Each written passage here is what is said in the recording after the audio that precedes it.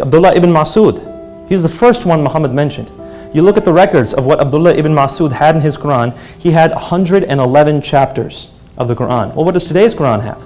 114. There's 3 chapters in today's Quran that were not included in the number 1 teacher Muhammad picked.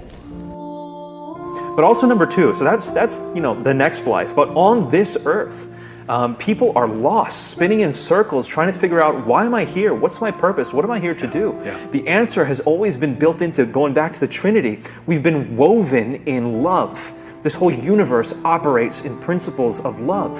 You have to lower yourself and serve others. You have to be humble enough to love others to ultimately receive purpose. But you're only going to get that in Christ. So why were you made? Why do you have the passions that you have? Why do you have the gifts that you have, the skills that you have? How do you make it click?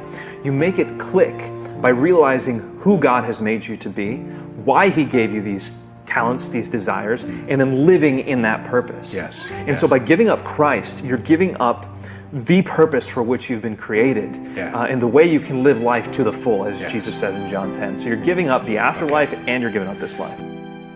So Islam denies these things about Jesus, but Christianity, not only does Christianity affirm those very 3 things, but it says that you must believe them in order to be saved.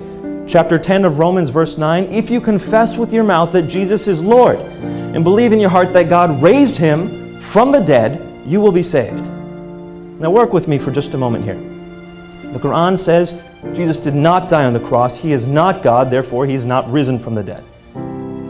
Christianity teaches He did die on the cross. He did claim to be God, and He did rise from the dead. Notice then, it's not feasible to say all religions are true. We're making truth claims here about a man who existed in the 1st century, Jesus Christ. Islam and Christianity is laying claim to Him. And Islam saying He did not do certain things, Christianity is saying He did do certain things. Let us have no pretenses about both being true in these matters. One of them is true and one of them is not.